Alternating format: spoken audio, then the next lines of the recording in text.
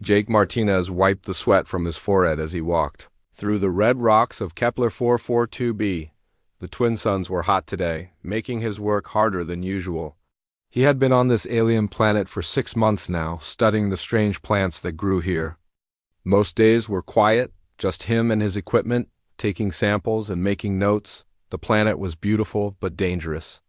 The rocks were red like rust, and the sky had 2 suns that made everything look orange during the day. Strange trees grew from the rocky ground, their leaves shining like metal in the sunlight. Jake had learned to be careful here. The ground could shake without warning, and there were animals he had never seen before. Today felt different, though. As Jake bent down to collect a sample of moss that grew on the rocks, he heard something that made him stop. It was a sound he had never heard before on this planet. A crying sound, like an animal in pain. Jake stood up and listened carefully. The sound came again, echoing off the tall red cliffs around him. It was definitely an animal, and it sounded young and scared. He looked around, trying to figure out where the sound was coming from. His training told him to stay away from unknown animals. The company had clear rules about not getting involved with alien wildlife. It was too dangerous, and they did not know enough about the creatures on this planet. But the crying sound pulled at something inside Jake. He had always been the kind of person who helped animals, even back on Earth. The sound came again, louder this time. Jake made a decision. He put his sample kit away and followed the sound. He walked carefully over the red rocks, making sure not to slip. The crying was coming from somewhere ahead, near a narrow canyon between 2 tall cliffs. As Jake got closer, he could hear the animal better. It sounded like a baby calling for its mother. The sound made Jake's heart hurt. He had to help, even if it was against the rules. He found the source of the crying at the bottom of a small cliff. Rocks had fallen from above, creating a pile of boulders. Stuck under one of the rocks was a small animal that took Jake's breath away. The creature looked like a lion cub, but it was unlike any lion Jake had ever seen. It had 6 legs instead of 4, and its fur sparkled like tiny crystals in the sunlight. The fur was golden with silver spots, and it seemed to glow with its own light. The animal's eyes were large and blue-green, like the ocean back on Earth. Jake recognized the creature from his study materials. It was a young Nexari, one of the most dangerous predators on this planet. Adult Nexari were huge, with sharp teeth and claws that could cut through metal. They hunted in packs and had never been friendly to humans. The research files said to stay far away from them, but this was just a baby, and it was hurt and scared. One of its back legs was trapped under a rock that was too heavy for the small animal to move. Jake could see that the leg was hurt, maybe broken. The little creature had been crying for help, and now it looked at Jake with those big, intelligent eyes. Jake knew he should walk away. He should call his base and report the animal. Let someone else deal with it. But as he looked at the frightened creature, he could not make himself leave. The animal was in pain, and Jake was the only one who could help. He set down his equipment and moved closer to the trapped Nexari cub. The animal watched him carefully but did not try to run away. It seemed to understand that Jake was not a threat. When Jake reached out his hand slowly, the cub sniffed it and made a soft sound, almost like a purr. Jake examined the situation. The rock trapping the cub's leg was about the size of his chest. It was too heavy for him to lift alone, but he had tools that might help. He went back to his equipment and got out his portable excavation laser. It was designed for cutting rock samples, but it might work to break the boulder, working carefully. Jake used the laser to cut the rock into smaller pieces. The cub watched him work, its big eyes following every move. Sometimes it would make soft sounds, as if it was trying to talk to him. Jake found himself talking back, telling the animal that everything would be okay. After an hour of careful work, Jake had cut the rock enough to free the cub's leg. He lifted the last piece away, and the little Nexari pulled its leg free. The leg was hurt but not broken. The cub tried to stand but fell down again. Too weak from being trapped for so long. Jake could see that the animal had not had water or food for days. Its fur was dull, and it was very thin. He had some emergency water and food bars in his pack. He knew he should not feed alien animals, but this one would die without help. He gave the cub small sips of water from his bottle. The animal drank eagerly, making grateful sounds. Then Jake broke up one of his protein bars and offered it to the cub. The Nexari sniffed the food carefully before eating it. Soon it was eating hungrily from Jake's hand. As the cub got stronger, Jake could see how smart it was. It seemed to understand that Jake was helping it. When Jake made a splint for its hurt leg using materials from his first aid kit, the cub held still and let him work. It even seemed to know when Jake needed it to move its leg in a certain way. Jake decided to call the cub Leo, after a lion he had seen in a zoo as a child. Leo seemed to like the name, making happy sounds when Jake said it. The two of them spent the rest of the day together as Leo recovered his strength. As the twin suns began to set, painting the sky in shades of purple and gold, Jake realized he had a problem. Leo was getting stronger, but he was still too weak to travel. Jake could not leave him alone, but staying here overnight was dangerous. He did not know what other creatures might come out in the dark. Jake made another decision that went against his training. He set up his emergency shelter and decided to spend the night with Leo. The cub seemed happy to have company. It curled up next to Jake's sleeping bag, making soft purring sounds. As Jake lay in his shelter that night, listening to Leo's breathing, he wondered what he had gotten himself into. He had saved an alien animal's life, but what would happen next? Did Leo have a family looking for him? Were there adult Nexari nearby who might not be happy to find a human with their young? Jake pushed those worries away. He had done the right thing. Leo was alive because of his help, and that was what mattered. Tomorrow he would figure out what to do next. Maybe he could find Leo's family. Maybe everything would work out, but as Jake drifted off to sleep, he had no idea that his simple act of kindness was about to change his life forever. Adult Nexari had indeed been looking for their missing pack member, and they had found signs of human activity near where Leo had been trapped. They were coming, and Jake would soon discover that saving Leo was just the beginning of an adventure. That would change everything he thought he knew about life on this alien world. Jake woke up to the sound of Leo purring next to him. The twin suns were just coming up over the red cliffs, casting long shadows across the rocky ground. Leo was already awake, his big blue-green eyes watching Jake with what looked like happiness. The little cub's leg was much better after a night of rest. Jake checked his supplies. He had enough food and water for maybe 2 more days, but he needed to get back to his base soon. The problem was Leo. The cub was stronger, but still limped when he walked. Jake did not want to leave him alone, but he could not carry a Nexari cub all the way back to base. Leo seemed to understand Jake's problem. The cub got up and walked around the shelter, testing his hurt leg. He was moving much better than yesterday. Then Leo did something that surprised Jake. He walked over to a large rock and used his claws to scratch marks in the stone. The marks looked like symbols, almost like writing. Jake watched in amazement as Leo made more marks. The cub would scratch something in the rock, then look at Jake, then scratch more. It was like Leo was trying to tell him something. Jake had read about Nexari intelligence in his research files, but seeing it in person was incredible. After making his marks, Leo walked to the edge of the shelter and looked out at the red landscape. He made soft sounds, almost like he was calling to someone. Jake felt a chill run down his spine. Was Leo calling to his family? For the next 2 days, Jake and Leo stayed together near the shelter. Leo's leg got better each day, and Jake learned more about how smart the young Nexari really was. Leo showed Jake which plants were safe to eat and which ones were poisonous. He led Jake to a hidden spring where the water was clean and cool. The cub even warned Jake about dangerous spots where the ground was weak and might collapse. Jake started to understand some of Leo's sounds. Different purrs meant different things. A low rumble meant danger. A high chirp meant happiness. A series of short barks meant pay attention. Jake found himself making sounds back, and Leo seemed to understand some of them too. On the third morning, Jake woke to find Leo standing at the entrance to the shelter, looking out at the rocks with his ears turned forward. The cub was very still, listening to something Jake could not hear. Then Leo made a sound Jake had never heard before.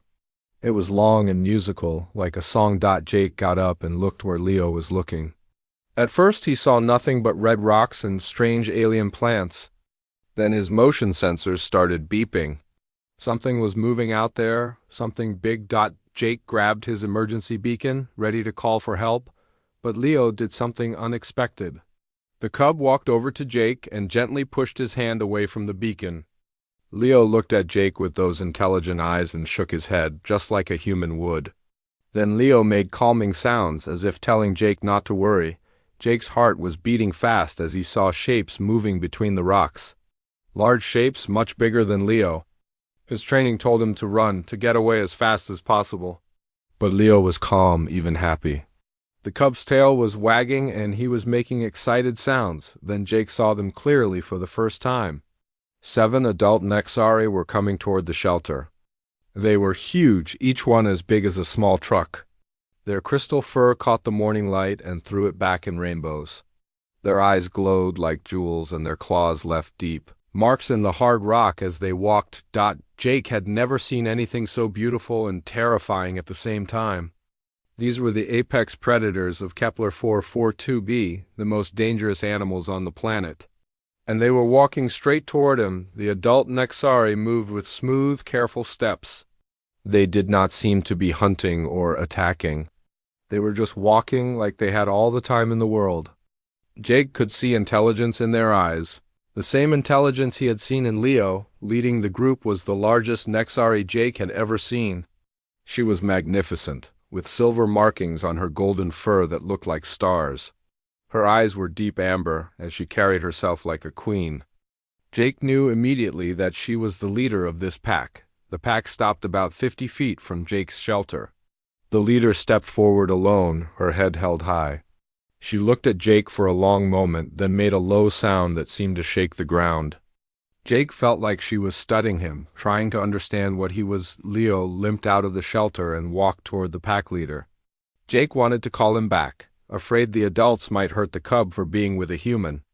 But Leo seemed completely happy and unafraid. He walked right up to the big female and touched his head to hers. Jake watched in amazement as Leo and the pack leader had what looked like a conversation.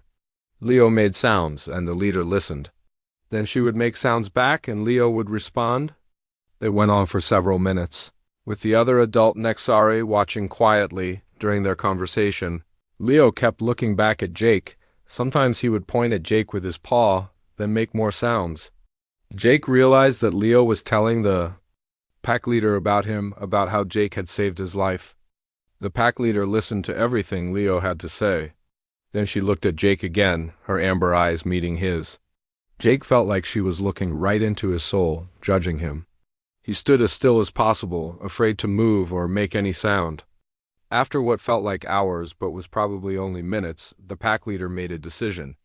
She walked slowly toward Jake, her massive paws making no sound on the rocky ground. Jake's mouth went dry as the huge predator approached him. She was so big that her head was level with his chest. The pack leader stopped just a few feet from Jake. She tilted her head and studied him carefully. Jake could smell her scent, wild and clean like mountain air. Her breathing was slow and steady, and Jake could see the intelligence in her eyes. This was not just an animal. This was a thinking being, as smart as any human. Then the pack leader did something that shocked Jake. She lowered her head and made a soft sound. Almost like a greeting. It was not threatening or aggressive. It was almost polite, like she was saying hello. Jake did not know what to do. He had never been in a situation like this before. Slowly, carefully, he lowered his head too, copying what the pack leader had done. He made a soft sound, trying to be friendly. The pack leader seemed pleased by this. She made another sound, warmer this time. Then she stepped back and looked at Leo's splinted leg. She examined it carefully, using her nose to smell the bandages Jake had used. She looked at Jake again, and this time he was sure he saw approval in her eyes. Leo came over and stood between Jake and the pack leader. The cub made happy sounds and rubbed against both of them. It was like he was introducing his new friend to his family. The other adult Nexari had been watching everything. Now they came closer, forming a circle around Jake, Leo, and their leader. Jake felt his heart pounding as he found himself surrounded by 7 of the most dangerous predators on the planet. But instead of feeling afraid, Jake realized something amazing. These creatures were not here to hurt him. They were here because of Leo, because Jake had saved one of their own. The pack leader had listened to Leo's story and decided that Jake was not an enemy. As the sun climbed higher in the alien sky, Jake understood that his life had just changed forever. He was no longer just a human scientist studying an alien world. He was something new, something that had never existed before. He was a human who had been accepted by the Nexari. The pack leader made a sound that seemed to be directed at the other adults. They moved away from Jake and began to settle down in the shade of nearby rocks. It was clear they were planning to stay for a while. Jake looked at Leo, who was practically glowing with happiness. The cub had brought his family to meet the human who had saved his life. And somehow, incredibly, it seemed like they approved.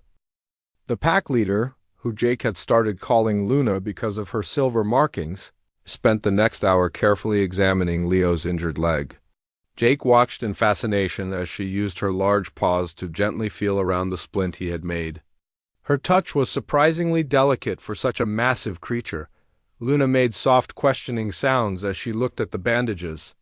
She seemed to understand that Jake had put them there to help Leo heal. Then she did something that amazed Jake. She carefully touched each part of the splint, then looked at Jake and made a sound that clearly meant, "Show me." Jake realized that Luna wanted to learn how he had helped Leo, moving slowly so he would not frighten her. Jake knelt down next to Leo's leg.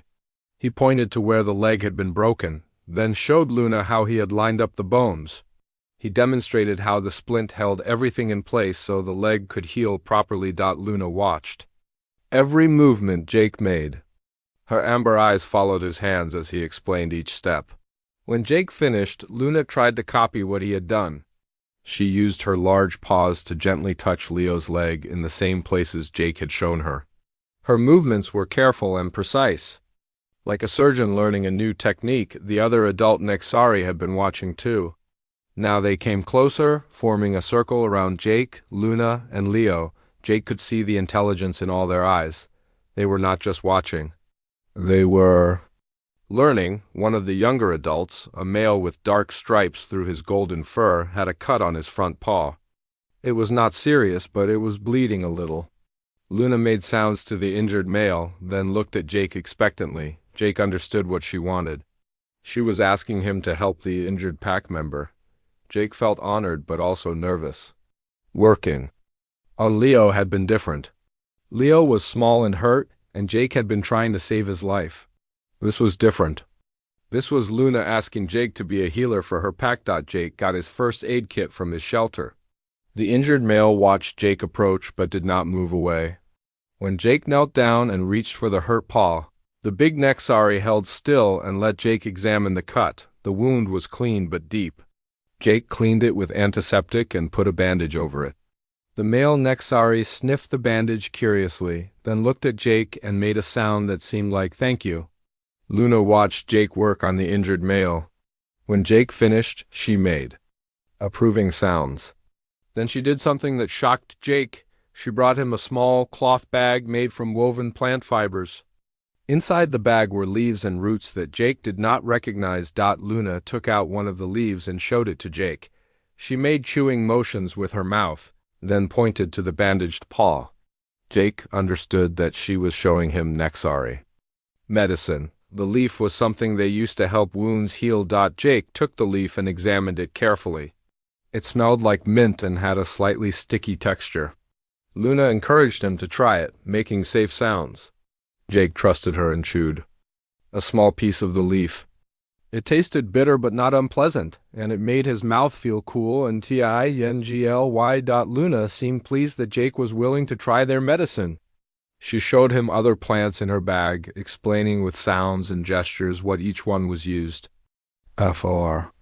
Jake realized he was getting the first lesson in Nexari healing that any human had ever received. Over the next few hours, Jake and Luna worked together to help the injured pack member. Jake used his human medical knowledge and Luna shared her understanding of local plants and healing techniques. They made a good team, each contributing something the other did not have. The injured male healed faster than Jake expected. The combination of human first aid and Nexari plant medicine worked better than either would have alone. By evening, The male was walking normally and the cut was already starting to close. Leo watched everything with bright, happy eyes. He seemed proud that his human friend and his pack leader were working together. Sometimes he would add his own sounds to their conversations, like he was translating between them. As the twin suns began to set, Luna made a decision that surprised Jake. Instead of leaving with her pack, she settled down near Jake's shelter. The other adults arranged themselves in a circle around the area, like guards protecting something valuable. Jake realized that the pack was staying to protect him. They saw him as one of their own now, someone worth defending.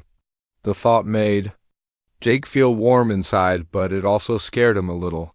What would happen when other humans found out he was living with Nexari that night? Jake sat by a small fire with Luna and Leo beside him. The pack leader was surprisingly comfortable around the fire, even though Jake knew that most animals were afraid of flames. Luna seemed to understand that fire was a tool, not a threat. Jake tried to communicate more with Luna. He pointed to himself and said, "Jake." Then he pointed to her and made a questioning sound. Luna seemed to understand.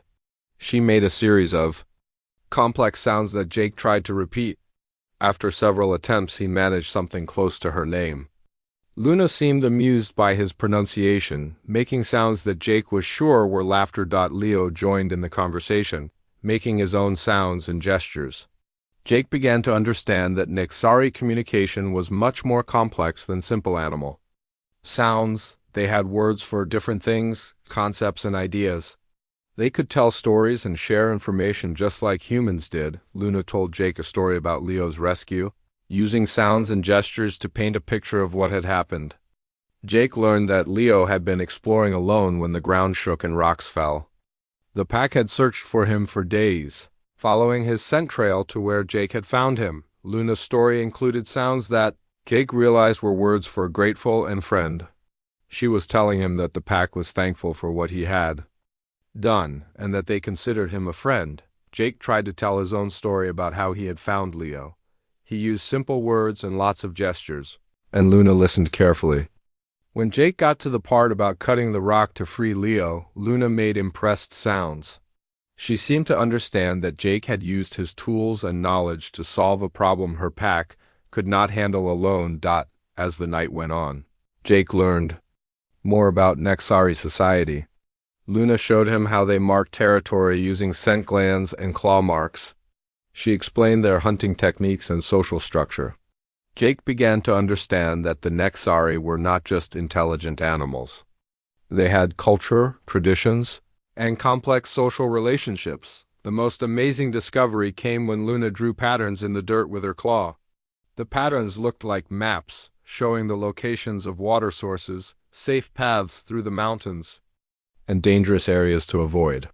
Jake realized that the Nexari had detailed knowledge of their world that no human survey had ever discovered. Luna saw Jake's interest in her maps and began to teach him about the geography of their territory. She showed him secret caves where the pack sheltered during storms, hidden valleys where rare plants grew, and high peaks where they could see for miles in every direction. Jake shared his own knowledge too. He showed Luna his electronic maps and explained how they worked. Luna was fascinated by the glowing screen and the way Jake could make the map show different areas. She quickly understood how to read the symbols and colors. Working together, Jake and Luna began to create a new kind of map. It combined Jake's electronic mapping technology with Luna's deep knowledge of the land. The result was more detailed and accurate than anything either humans or Nexari had created alone. As Jake fell asleep that night, surrounded by the pack and warmed by the dying fire, he knew that something incredible was happening. He was not just learning about the Nexari. He was becoming part of their world, and they were becoming part of his. The simple rescue of an injured cub had grown into something much bigger. Jake and the Nexari were building the first real friendship between their species, and neither of them would ever be the same. Jake woke up on his 10th day with the Nexari pack to find Luna gently shaking him awake. The pack leader looked excited about something, making urgent but happy sounds. Leo was already up, practically bouncing with energy despite his healing. Luna led Jake out of the shelter and pointed toward the horizon. In the distance, Jake could see other Nexari approaching. These were not part of Luna's pack. They were strangers, and some of them looked hurt. As the group got closer, Jake could see that there were 5 adult Nexari and 3 cubs. One of the adults was limping badly, and another had deep scratches across his side. The cubs looked scared and tired. Luna made welcoming sounds to the approaching group. The injured adults responded with grateful rumbles. Jake realized that word had spread among the Nexari about the human who could heal. These strangers had traveled far to find help. The most seriously injured Nexari was an older female with gray streaks in her golden fur. She had been caught in a rock slide and her back leg was badly twisted. Jake could see that she was in great pain, but she had made the long journey because she had heard about his healing abilities. Jake felt the weight of responsibility on his shoulders. These creatures trusted him to help them, just like Luna's pack did. He got his medical equipment and approached the injured female carefully. The examination showed that her leg was not broken, but the muscles and tendons were badly damaged. Jake used his medical scanner to see inside the injury. The device showed torn tissue and swelling that would take weeks to heal naturally. Jake treated the injury with anti-inflammatory medicine from his medical kit and created a support brace, using materials from his shelter. But the real breakthrough came when Luna brought her medicine bag and showed Jake which plants would help with this type of injury. Working together, Jake and Luna created a treatment plan that combined human medicine with Nexari healing knowledge. They made a paste from healing plants and applied it to the injury, then wrapped it with Jake's medical bandages. The injured female seemed to feel better almost immediately. Over the next few days, more Nexari groups arrived seeking Jake's help. Word was spreading across the planet that there was a human who could heal like no Nexari healer ever could. Jake found himself treating everything from infected wounds to broken bones. Each new patient taught Jake something different about Nexari biology and medicine. He learned that their crystal fur could actually help wounds heal faster by focusing sunlight into healing energy. He discovered that their 6-legged structure meant they could recover from leg injuries that would cripple other creatures. The Nexari taught Jake about their medicine too. They showed him plants that could stop bleeding instantly, roots that could fight infection better than his antibiotics, and leaves that could ease pain without making the patient sleepy. Jake began to understand that he was not just treating individual Nexari. He was becoming a bridge between human and Nexari medicine, creating new ways to heal that neither species could have developed alone. One morning, Luna approached Jake with something that looked like excitement mixed with nervousness. She made complex sounds and gestures, clearly trying to tell him something important. Leo joined in, adding his own sounds to Luna's message. Finally, Jake understood what they were trying to say. Luna wanted to take him somewhere special, somewhere no human had ever been. She wanted to show him the heart of Nexari civilization. Jake packed his essential equipment into a small backpack. Luna's pack formed up around him in a protective formation, with Leo walking proudly beside Jake. They began a journey deeper into the Red Mountains than Jake had ever gone. The path Luna chose was invisible to human eyes, but Jake could see that. It was well traveled by Nexari paws. They moved through narrow canyons and across high ridges, always staying hidden from the sky where human survey ships might see them. After hours of walking, they reached the edge of a cliff that looked down into a hidden valley. What Jake saw below took his breath away. It was a Nexari city, but unlike anything humans had ever imagined, the buildings were grown rather than built, shaped from living crystal formations that rose from the valley floor like glowing trees. Hundreds of Nexari moved through the crystal streets, going about their daily lives. Cubs played in open spaces while adults worked at tasks. Jake could not yet understand. Luna led Jake down a hidden path into the valley. As they entered the city, other Nexari stopped to stare at the human walking among them. Some seemed curious, others wary, but none seemed hostile.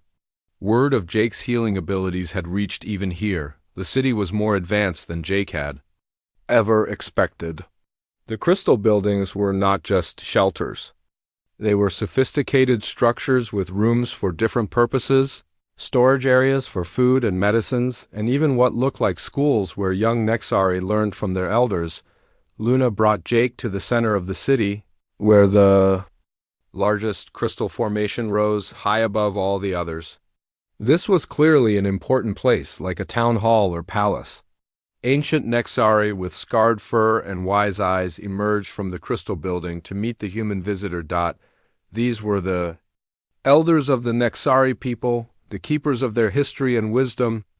They moved slowly but with great dignity, their amber eyes studying Jake with centuries of accumulated intelligence. The eldest of them, a magnificent female whose fur had turned completely silver with age, approached Jake. Her presence commanded respect from every Nexari in sight. Even Luna lowered her head respectfully as the elder examined Jake. The elder's examination was thorough but gentle.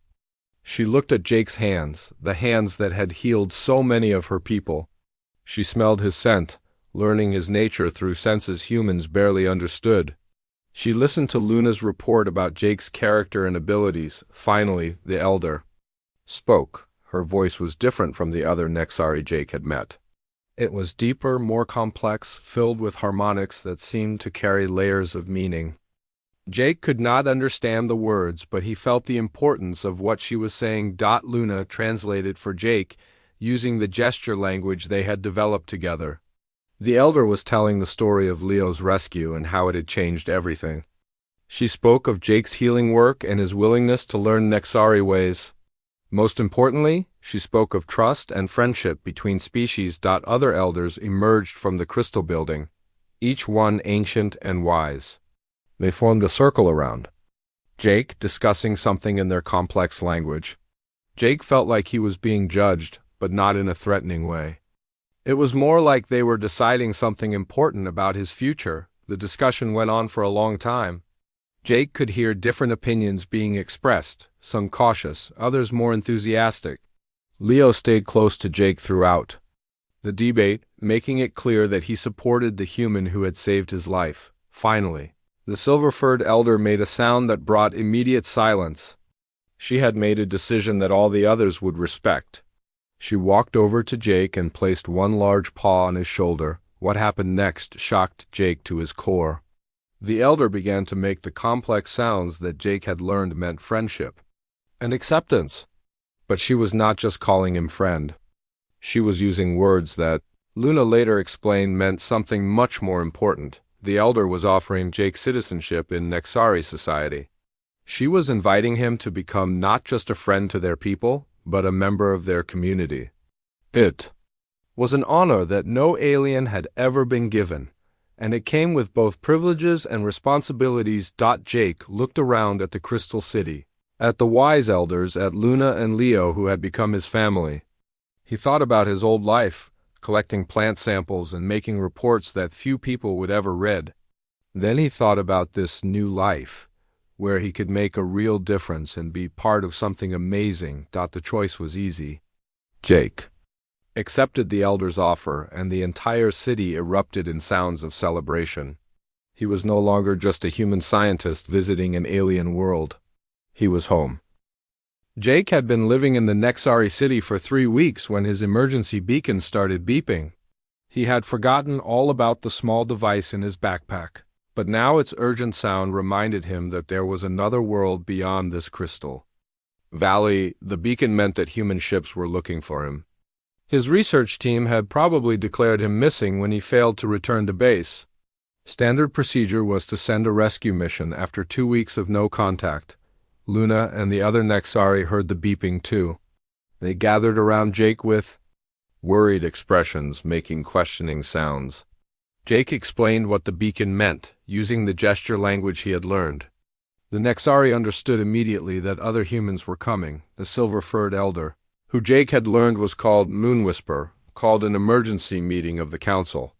All the wise Nexari gathered in the great crystal hall to discuss what to do about the approaching humans. Jake listened to their debate with growing concern. Some elders wanted to hide Jake and pretend they had never seen him. Others thought they should move the entire city to a secret location. A few even suggested that Jake should leave and never return to protect their hidden civilization. But Luna had a different idea. She stood up in the council and made a passionate speech about trust and friendship. She reminded the elders how Jake had healed their people and learned their ways. She argued that if humans were going to find them eventually, it was better to meet them with Jake as a bridge between the two species. Leo supported his mother, making brave sounds despite being the youngest Nexari in the hall. Other pack members who had worked with Jake added their voices to Luna's argument. They spoke of Jake's kindness, his respect for Nexari culture, and his willingness to help anyone who needed healing. The debate went on for hours. Jake felt terrible that his presence was causing such worry for his new family. He offered to leave the city and meet the human rescue team alone, but Moonwhisper would not hear of it. Jake was Nexari now, she said, and the Nexari did not abandon their own. Finally, the council reached a decision. They would trust Jake to help them make contact with his people, but they would do it carefully. A small group would go with Jake to meet the human ships, while the city remained hidden and protected. Luna insisted on being part of the contact group. Along with 3 other adult Nexari and Leo, they would show the humans that Nexari were intelligent and peaceful, but they would also be ready to defend themselves if necessary. The journey back to where Jake had first found Leo took 2 days. Jake's beacon guided them to the landing site where 3 human ships had touched down. Jake could see people in environmental suits moving around the ships, setting up equipment to search for him. Jake's heart pounded as they approached the human camp. He was about to do something that had never been done before: introduce 2 intelligent species to each other. Everything depended on how well he could explain the situation. The humans saw Jake first. They started shouting and running toward him, clearly relieved to find him alive. But then they saw the Nexari walking beside him, and everything changed. The humans stopped running and reached for their weapons. Jake quickly stepped between the humans and Nexari, holding up his hands to show everyone to stay calm. He recognized the leader of the rescue team, Captain Rodriguez, his supervisor from the research base. "Jake, thank God you're alive," Captain Rodriguez called out. "Get away from those animals and come to the ship. We'll get you out of here." "They're not animals," Jake called back. "They're people. Intelligent people who saved my life and welcomed me into their community." Captain Rodriguez looked confused and worried. He had probably decided that Jake was suffering from some kind of mental breakdown after being alone for so long. "Jake, you've been missing for a month. You're not thinking clearly. Those are dangerous predators." Jake knew he had to prove that. The Nexari were intelligent, not just tell people about it. He turned to Luna and spoke to her in the gesture language they had developed. Luna nodded and began to draw complex mathematical equations in the dirt with her claw. The humans watched in amazement as Luna drew geometric shapes in what looked like star charts. She was showing them that Nexari understood mathematics and astronomy, things that only intelligent beings could grasp. Leo joined in, adding his own drawings to his mother's work. He drew pictures that clearly showed the solar system, with the twin suns and the planets in their correct positions. No animal could know such things. Captain Rodriguez and his team stared at the drawings in shock. They were looking at proof that an alien species had developed science and mathematics independently from humans. It was the greatest discovery in human history, but the real breakthrough came when Jake introduced the translation device he had been working on. Using his understanding of Nexari communication, he had programmed his tablet computer to recognize their sounds and gestures. It was primitive, but it worked well enough for basic conversation. Luna spoke into the device, and it translated her words into English. "We welcome the sky people to our world," the computer said in its mechanical voice. "We hope for friendship between our kinds." The effect on the human rescue team was immediate. They went from seeing dangerous animals to recognizing intelligent beings trying to communicate. Captain Rodriguez slowly approached Luna with his hands visible and empty. We didn't know," he said, speaking to the translation device. "We thought you were just wildlife."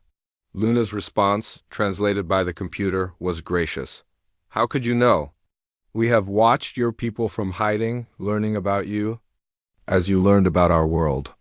Jake has taught us that humans can be trusted with friendship." Over the next few days, Jake served as the primary translator and cultural guide for the first formal contact between humans and Nexari. Both species were cautious but curious about each other. The humans were amazed to learn about Nexari medicine and their deep understanding of the planet's ecology. The Nexari were fascinated by human technology and their ability to travel between stars. Jake negotiated the first treaty between the two species. Humans would be allowed to establish research stations in certain areas, but they would respect Nexari territory and cultural sites. In exchange, the Nexari would share their knowledge of the planet and work with human scientists on joint research projects. The most important part of the treaty was the establishment of a permanent embassy in the Nexari city. Jake would serve as the first human ambassador, living with the Nexari and helping both species understand each other. When news of the treaty reached Earth, it caused a sensation.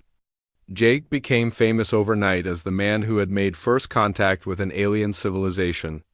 But more importantly, he had proven that humans could build peaceful relationships with other intelligent species. Months later, Jake stood in the crystal hall of the Nexari city, watching human and Nexari children play together while their parents worked on joint projects. Luna was beside him, now wearing a special translation collar that allowed her to speak directly with any human. Leo had grown into a strong young adult, serving as a guide and teacher for human visitors who wanted to learn about Nexari culture. The injury that had brought Jake and Leo together was now just a small scar, barely visible under his sparkling fur. Jake often thought about that day, when he had heard crying in the red rocks and made the decision to help an injured alien cub. That simple act of kindness had led to the greatest diplomatic achievement in human history. But for Jake, the real victory was not the fame or the historical importance of what he had done. It was the family he had found among the Nexari, the friendships that had grown between species, and the knowledge that sometimes the most important discoveries came not from advanced technology or careful planning, but from the basic human desire to help someone in need. As Jake watched human and Nexari children learning together in the crystal schools, he knew that the future would be brighter for both species. The rescue of one small alien had opened the door to a new era of cooperation and understanding that would change both worlds forever.